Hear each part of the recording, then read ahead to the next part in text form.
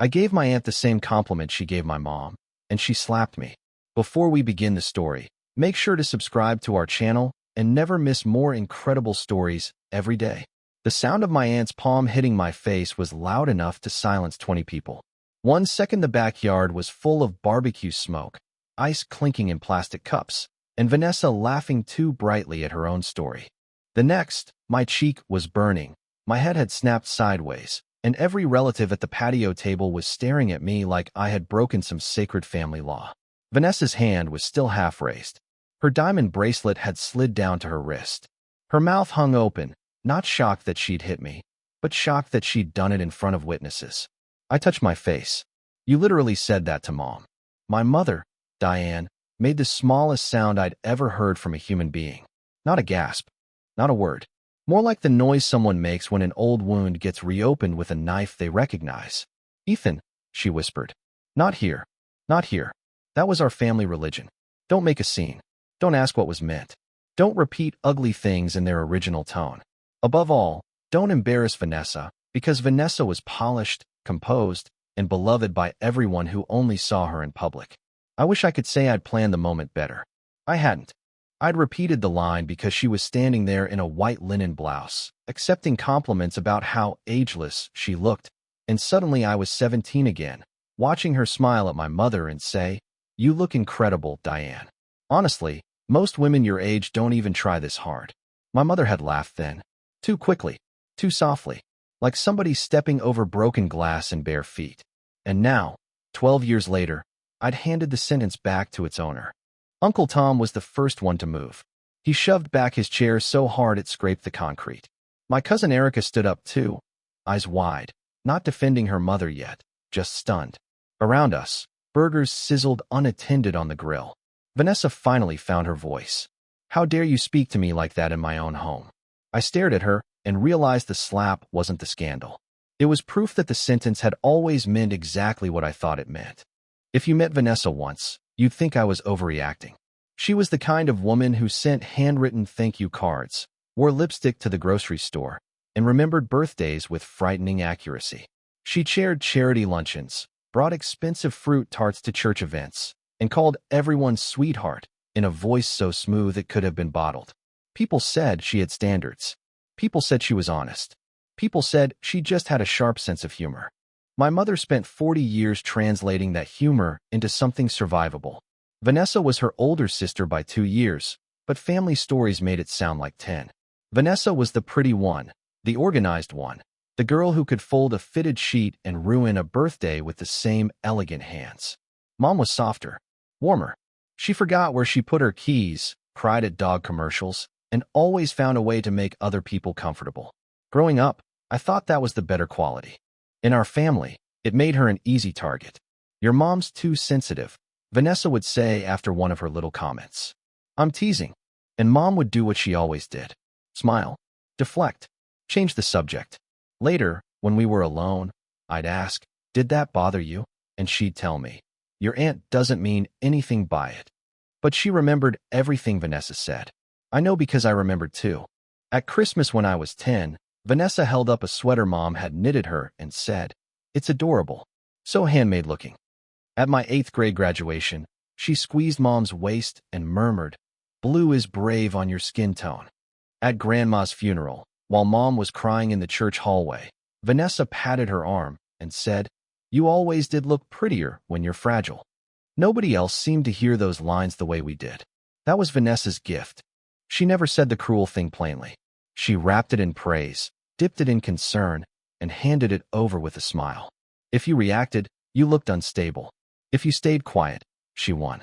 Even when I got older, even when I moved out, the dynamic never changed. Vanessa still talked. My mother still absorbed the impact. And I was finally old enough to understand what that had cost her. The sentence that got me slapped wasn't random. It had a birthday. I was 17 when Vanessa first used it on my mother. Mom had just turned 42, and for once she seemed excited about being seen. She'd bought a dark green dress for her own birthday dinner, not fancy by Vanessa's standards, but nicer than anything she usually spent money on. It fit her well. She'd curled her hair, asked me 3 times if the shoes were too much, and then laughed at herself for asking. "You look amazing, I told her in the car. She smiled. Don't oversell it. I'm serious. At the restaurant, Vanessa arrived 20 minutes late and kissed everyone like she was entering a stage. She looked Mom up and down for half a second too long. I remember that pause because I saw my mother register it. Then Vanessa smiled and delivered the line in that silky, public voice she used when she wanted an audience. Diane, you look incredible. Honestly, most women your age don't even try this hard. A few people chuckled like she'd made a harmless joke. Mom laughed too, but her fingers went straight to the side of her dress, smoothing fabric that didn't need smoothing. I watched her posture change in real time. Her shoulders folded in. Her chin dipped. She spent the rest of dinner tugging at the neckline and declining photos. On the way home, I said, that was rude. Mom kept looking out the window. She meant I look nice. No, she meant you look old and desperate for trying. She was quiet for a long time. Then she said, sometimes your aunt likes to remind people she notices everything. I never forgot that wording. Not insult. Not joke. Reminder. Like Vanessa believed the family needed constant correction, and she'd appointed herself the person to do it. Years later, the line still floated up whenever Mom got dressed for anything important. Weddings, church, even a dinner at Olive Garden. She'd step out of her bedroom, smooth her shirt, and ask, this isn't too much, is it? She never mentioned Vanessa when she asked. She didn't have to. So at that barbecue, when Vanessa accepted compliments like tributes and angled her face toward the sun, the sentence came back to me whole, polished, and poisonous. I just returned it exactly as it had been given. The barbecue had been Erica's idea, technically, but Vanessa had turned it into one of her productions. She called it a casual family cookout, which in Vanessa language meant matching serving platters, floral centerpieces, and instructions about where people could put their drinks. By noon, her backyard looked like a magazine spread for suburban perfection. White lanterns hung from the pergola. The pool cover was spotless. Even the burger buns were arranged in rows. Mom showed up carrying potato salad in a glass bowl with a dish towel wrapped around it. Vanessa took one look at the towel and laughed. Still using those old things? Diane, you're loyal if nothing else. Mom smiled like that was a compliment. It keeps the bowl cold. I watched Vanessa air kiss her cheek and guide her toward the kitchen without taking the bowl from her hands. That was how the day went. Small cuts disguised as efficiency. Vanessa corrected the way Mom sliced tomatoes. She moved the flowers Mom had placed by the drink station. She told Erica, loudly enough for everyone, your Aunt Diane means well, but presentation has never been her gift. Erica winced at that. She didn't defend Mom, but I noticed the wince. I was trying to keep myself in check. I'd promised Mom I would. On the drive over, she'd touched my arm and said, please, Ethan, just get through today. She wanted one peaceful afternoon. Somehow Vanessa always made sure peace cost her dignity. Then there were the little details that bothered me more as the hours passed. Vanessa pulled Mom into exactly 0 family photos. When the neighbors stopped by, she introduced Mom as my sister Diane. She's the sentimental one. When someone praised the lemon bars Mom had brought, Vanessa said, yes, Diane has always been sweet. She shows love in such simple ways. Simple. Another one of Vanessa's favorite words. She used it on casseroles, hairstyles, people. By 5 o'clock, everyone was warm from the sun and full of food. Erica was clearing plates. Vanessa stood near the patio table accepting compliments about how she never aged. Then one relative said the line that tipped something over in me. Vanessa, she said, you look amazing. That was when I heard my own voice step into the silence. I didn't raise my voice. That's the part people kept rewriting later. I smiled, because Vanessa always smiled when she did it. And I said, you really do. Honestly, most women your age don't even try this hard. For one split second, nothing happened. Vanessa's face stayed arranged in public mode, bright and composed. Then something cold flashed behind it. Not hurt. Recognition. The whole backyard felt the difference before anyone understood it. Her hand came across my face so fast I barely saw it move. There was a sharp crack, then a silence so complete I could hear the grill popping grease behind me. My cheek burned instantly. A paper plate slid from somebody's hand onto the ground. Erica said, Mom, in this low, disbelieving voice that sounded younger than she was. Vanessa stepped toward me, trembling. You do not speak to me like that. I stared at her. That's what you told Mom. Mom stood up so fast her chair tipped backward. Ethan, stop. No, I said, still looking at Vanessa. Tell them you didn't say that to her on her birthday. Vanessa's expression changed again. The panic vanished, replaced by offense, which was her strongest costume. She pressed her fingertips to her chest. I have no idea what he's talking about. This is vile. Oh, you know exactly what I'm talking about. One of the uncles muttered, Jesus Christ. Someone else said I should apologize. The neighbors drifted toward the fence like people watching smoke rise from another house. Erica looked between me and her mother like she was trying to solve a math problem with missing numbers. Mom reached for my wrist. Please. Not here. That phrase again. Not here. As if place was the issue. As if the cruelty had only become real because I'd mirrored it in daylight. Vanessa drew herself up, voice steady now. Your mother has always filled your head with nonsense. That hit harder than the slap. Mom flinched. Actually flinched. I said, she didn't have to fill my head with anything. I was there. Uncle Tom put down his beer and looked directly at Vanessa. So was I. That was the first crack in the room. Because when Tom said it, Vanessa's eyes moved. And for the first time in my life, I saw her calculate the odds. The family split exactly the way families like mine always split, not by truth, but by comfort. Within 10 minutes, the barbecue was over in everything but logistics. People still gathered bowls and folded chairs, but the real event had ended the second Vanessa realized witnesses existed. She pivoted into damage control with breathtaking speed. By the time I got to my car, 2 cousins had already texted versions of the same message. I know your aunt can be a lot, but you shouldn't have provoked her. One added, she's under a lot of stress. As if stress made her handprint on my face less deliberate. Mom rode home with me in silence. Halfway there, she finally said, you shouldn't have said it. I tightened my hands on the steering wheel. You mean I shouldn't have repeated it? That's not the point. It kind of is. She looked exhausted, not angry. You don't understand what it costs to fight with her. That sentence stayed with me because it explained more than she meant it to. Mom wasn't defending Vanessa. She was describing survival. In our family, keeping Vanessa calm was treated like maintenance work. Constant, invisible, and everybody's responsibility except Vanessa's own. That night Vanessa sent a text. Not to me. To Mom. I only saw it because Mom left her phone on the kitchen table while she showered, and the screen lit up with Vanessa's name. I'm devastated Ethan would attack me in front of people. You know how sensitive I am about aging. I love you both, but I won't be abused in my own home. I actually laughed out loud. Sensitive about aging. That was the point. The line only felt abusive when it landed on her. When Mom came back, I showed her the message. She read it, sighed, and said, just leave it alone. Mom, she slapped me because she knew what it meant. She slapped you because you humiliated her. And what has she been doing to you for 20 years? Mom folded her arms like she was cold. It doesn't matter. That answer bothered me more than anything Vanessa had done all day. By morning, one detail kept bothering me more than the slap. Uncle Tom hadn't looked surprised when I repeated the line. 2 days later, Uncle Tom called and asked if I wanted coffee. Tom was my mom's younger brother, 60 years old, built like a retired lineman, and physically incapable of pretending not to notice something. He met me at a diner off Route 9, the kind with cracked vinyl booths and laminated menus. He didn't bother with small talk. You were right, he said, stirring bad coffee he wasn't drinking. About the comment. I leaned back. You remember it? Tom gave me a look. Kid, I remember 50 of them. That was the first time anybody in the family had said the quiet part out loud to me. He started with Mom's wedding.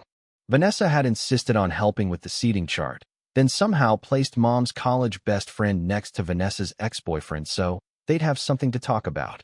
On the day itself, Vanessa hugged Mom before the ceremony and said, you look beautiful. Thank God the dress distracts from how tired your face is. Mom laughed because the photographer was right there. Then came baby showers, anniversaries, graduations. Tom remembered specifics I'd forgotten. At my high school graduation party, Vanessa had lifted her glass and said, no one is more proud than Diane. She's always been so relieved when things work out. At first glance, it sounded sweet. In the room, it landed like a reminder that Mom expected failure. I rubbed my forehead. Why didn't anyone ever say anything? Tom snorted. Because your aunt only does it where denial has witnesses. He told me something else then, something that changed the size of the problem. About 6 years earlier, after another holiday jab, he'd confronted Vanessa in the kitchen when no one else was around. He said, "Why are you always after Diane?" Vanessa had smiled while slicing pie and answered, "Because Diane only behaves when she remembers her place." I just stared at him. Tom shook his head. "I should have said more back then. Did Mom know you heard that?" "No. Your mother spent half her life making excuses for your aunt before the rest of us got the chance." I kept hearing the sentence in my head. Behaves. Her place. This wasn't Vanessa being casually mean. This was deliberate. Structured. Old. And Tom had one more story he'd been waiting years to tell me. The next week turned me into the kind of person who zooms in on old family photos looking for expressions. I started with what I had easy access to: Mom's Facebook albums, my own camera roll, old text threads, stacks of birthday cards she kept in a kitchen drawer because throwing things away made her feel guilty. Once I started looking with the right lens, Vanessa's pattern was visible. In a photo from my college graduation, Mom stood beside me in a navy dress, smiling hard enough to show gum. I remembered that day as happy. Then I found the text Vanessa had sent an hour before the ceremony. "If Diane wears that dark color in June, tell her to stand in shade. Some women don't know what ages them." Another message, 3 years later, before Mom's church fundraiser. "Tell your mother I admire her confidence." Beige satin is hard to pull off without looking homemade. There were cards too.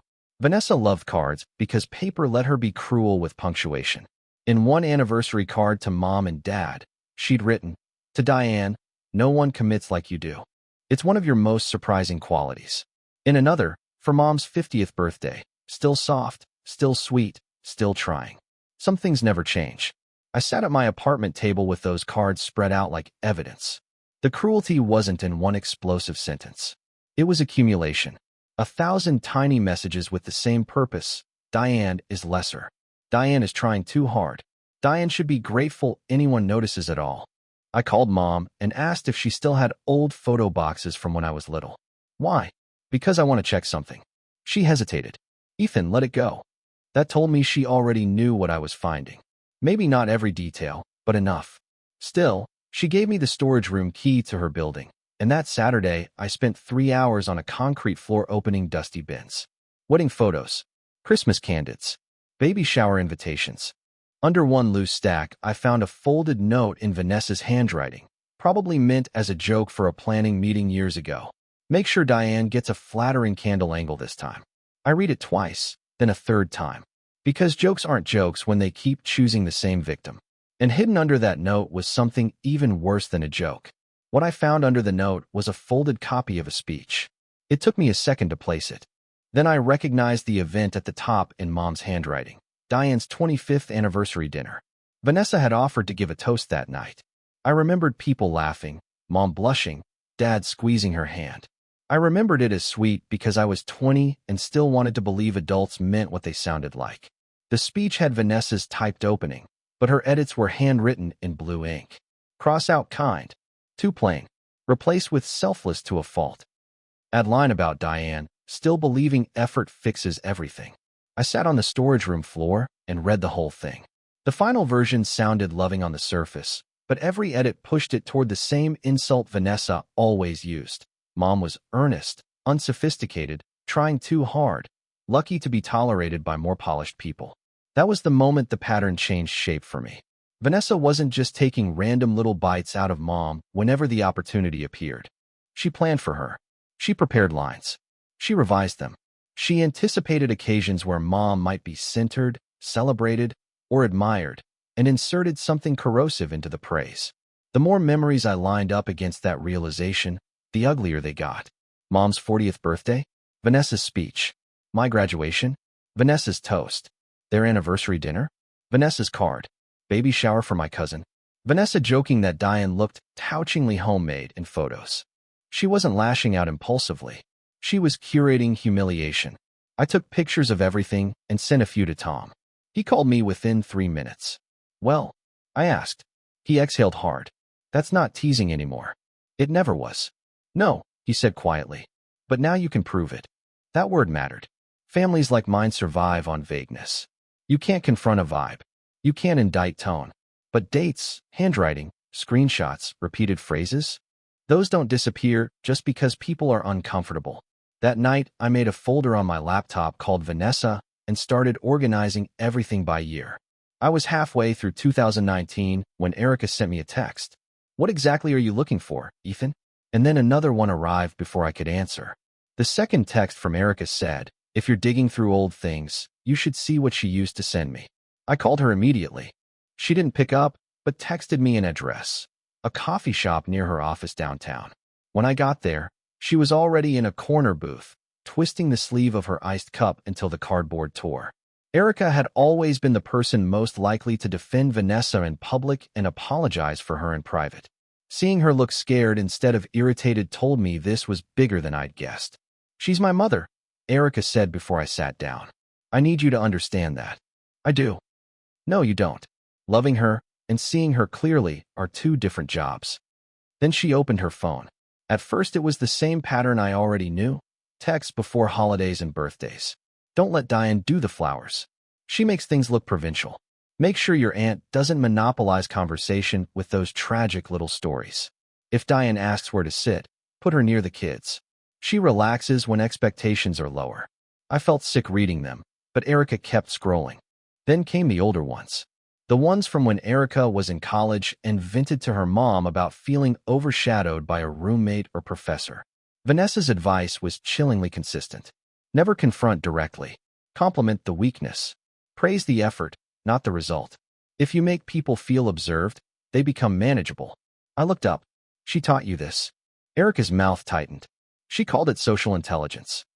Then she told me about a drive home after a reunion where everyone had spent the afternoon around Mom because she was running games for the kids and helping in the kitchen. Vanessa had said, "Your aunt gets away with being ordinary because people confuse warmth with value." There it was. The reason, stripped bare. Vanessa wasn't jealous of Mom's looks, money, or marriage. She was jealous of being loved without performing. Mom didn't dominate rooms, but people relaxed around her. They trusted her. Vanessa had style, control, and status, and it still wasn't the same thing. Erica slid her phone across the table. "There's one voice memo," she said. I never knew what to do with it. When I hit play, Vanessa's voice changed everything. The voice memo was 23 seconds long. Erica had recorded it by accident 3 years earlier while trying to save a grocery list. At first there was rustling, then Vanessa's voice, clear as if she were beside me. "Diane has to be managed," she was saying. "If people start admiring her too much, she gets ideas.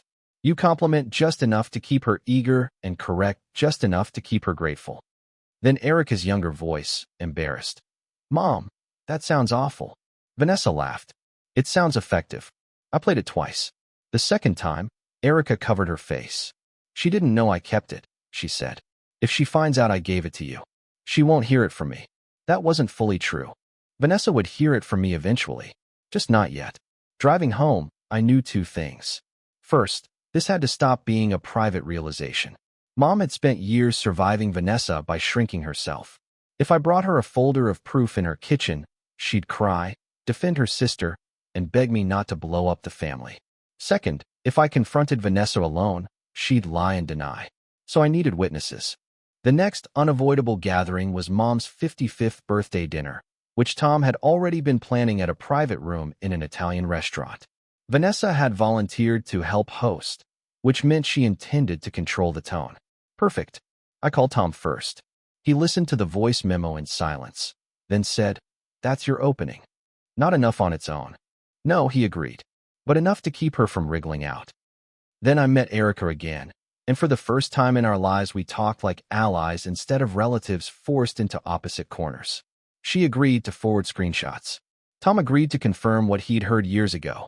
I printed cards, organized texts by date, matched photos to events, and wrote out a timeline because I didn't trust myself to remember everything if Vanessa started interrupting. Mom kept calling to ask if I was coming Sunday for leftovers.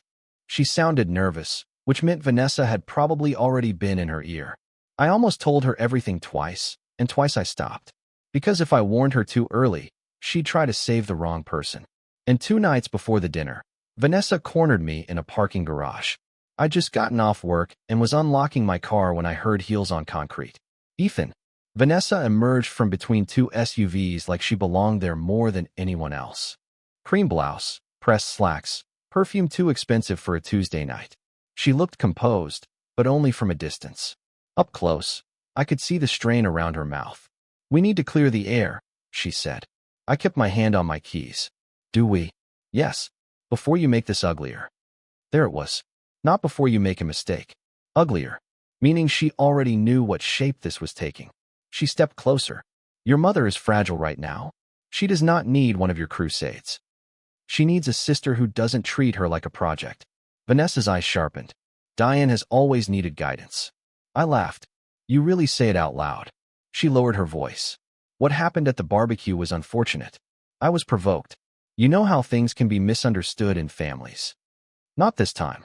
For a second her expression cracked, and I saw the anger she usually tucked under manners. "She was adored for doing nothing," Vanessa snapped. "I worked for everything. And everyone still preferred her because she smiled and listened and played saint." It was the first honest thing I'd ever heard her say. I said, "So you spent 30 years punishing her for being loved." Vanessa folded her arms. "I'm warning you. If you embarrass me again, your mother will pay for it. She won't survive being cut off from this family." That landed exactly where she intended. Mom hated estrangement more than mistreatment. I drove home shaking, but the anger quickly mutated into doubt. What if Mom really couldn't handle it? What if exposing Vanessa only handed her a bigger weapon? By the time I parked outside my apartment, I was half convinced to cancel the confrontation. Then Tom called. "I just got off the phone with your mother," he said. "Vanessa's already trying to poison the water." I leaned back against the headrest. Maybe I should stop. Tom was quiet for one beat. Then he said 7 words that kept me from folding. "She survives because people keep stopping for Vanessa." And Sunday arrived before I could talk myself out of it. Mom's birthday dinner started how Vanessa would have scripted it. Private room. White tablecloths. Wine already poured. Vanessa arrived carrying a floral box of macarons and kissed Mom on both cheeks like the barbecue had never happened. "You look lovely, Diane," she said, loud enough for the room. "Soft colors are safest on you." I saw it land. Mom smiled anyway. That was when I stood up. "I actually brought something too," I said. Vanessa's eyes flicked to me. Tom stopped unfolding his napkin. Erica stared at the table. I pulled a folder from my bag and set my phone beside my water glass. Mom frowned. "Ethan, what are you doing?" "Telling the truth before dessert." Vanessa gave a laugh. "Must we?" "Yes," I said. "We really must." I started with the oldest thing I had, the birthday comment from when I was 17. Vanessa rolled her eyes and said I was misremembering. Then I read the line from her anniversary card. Then the church fundraiser text. Then the note about candle angles. With each example, I named the date, the event, and what had happened after. Mom refusing photos, changing clothes, apologizing for things she didn't do. "Enough," Vanessa snapped. "Not yet." Tom cleared his throat. "I heard you tell Diane she remembers her place." Vanessa turned to him, stunned. "Thomas, don't be ridiculous." Erica finally looked up. "And I have the texts." Silence this time. Not politeness. Shock. I handed copies across the table. Not to everyone. Just enough people for the pages to travel. Mom read in fragments, eyes moving faster than her breathing. Her hand covered her mouth when she reached the 50th birthday card. Vanessa straightened in her chair. "You're all taking jokes out of context." So I picked up my phone. "I have one more thing," I said.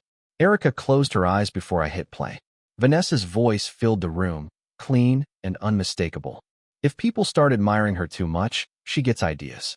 You compliment just enough to keep her eager and correct just enough to keep her grateful." Mom made a sound like the air had left her body. Vanessa went pale, then furious.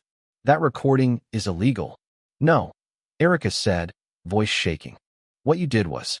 And that was the moment Vanessa stopped pretending she was misunderstood. Once Vanessa stopped pretending, the room changed shape. She didn't deny the voice memo again. She switched tactics and went straight to indictment. Tom was bitter. Erica was disloyal. I was cruel. Mom was dramatic. She said every family had private shorthand and that we were weaponizing nuance because we wanted to humiliate her. Then, in the same breath, she looked at my mother and said, "You always did teach people to pity you." Mom stood up so fast her chair hit the wall. "No," she said. That single word froze everybody more effectively than my whole folder had. Mom wasn't loud. She didn't become a new person in some cinematic flash. But for the first time in my life, She looked directly at Vanessa without trying to soften what she felt. Her hands were shaking. Her voice was too. "You don't get to tell me what you meant anymore," she said. "I have spent years making excuses for things that hurt me because I didn't want to lose family. But I lost myself doing that." Vanessa blinked at her like she'd started speaking another language. Mom kept going. She talked about the birthday dress, the anniversary card, the way she used to rehearse outfits before every event where Vanessa might be present. She admitted she had changed clothes after reading Vanessa's texts. She admitted she had hidden cards in drawers because seeing them made her feel small. I'd never heard her speak like that. Neither had Vanessa. Erica was crying openly by then. Tom put a hand over his eyes. I just sat there, half relieved and half ashamed it had taken a public collapse to force this honesty into daylight. Vanessa reached for her purse and stood. "If this is what you all think of me, I'm leaving." Mom nodded once. "Okay." That word hit Vanessa harder than any accusation. No plea. No repair attempt. No chase. After she left, the dinner didn't recover, but something better happened. The performance ended. Tom apologized to Mom for not stepping in sooner. Erica apologized for normalizing things she'd been trained to see as strategy. Mom cried in the parking lot and told me she felt stupid. I told her surviving isn't stupidity. The next morning, Vanessa sent a 6-paragraph message calling us abusive. Mom blocked her before I could even answer a single word. The weeks after that dinner were quieter than I expected and harder than I admitted. People like to imagine exposure creates instant clarity. It doesn't. There were relatives who called Mom brave. There were others who said she should have handled it privately, which was funny considering privacy was the exact environment that had protected Vanessa for decades. A cousin told me, "She's still your aunt," like a title could erase behavior. Another said, "Families say things." That one stuck with me, because yes, families say things. That's why the things matter. Mom started therapy 3 weeks later. Not because she suddenly collapsed, but because she finally had language for what had happened. Emotional abuse sounds too dramatic to people who only respect bruises. What Vanessa did was subtler and, in some ways, more efficient. She trained Mom to anticipate humiliation and self-correct before it arrived. She made her doubt her instincts, then called that doubt maturity. Once Mom saw the pattern, little habits started changing. She stopped texting Vanessa holiday photos just to keep things normal. She bought a bright red blouse without asking me if it was too much. She left one of Vanessa's cards on the kitchen counter for a whole afternoon and then threw it away herself. I know that sounds small. It wasn't. I had to learn my own lesson too.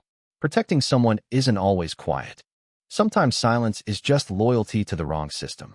Sometimes peace is not peace at all. It's labor performed by the most gentle person in the room. Erica and I still talk. She's figuring out what it means to love a parent without inheriting their methods. Tom calls Mom every Sunday now, partly to check on her, and partly because he's making up for years when he told himself keeping the mood light was harmless. Vanessa has sent 2 messages since being blocked, both through other relatives. Mom hasn't answered either one. That boundary is new, but it's real.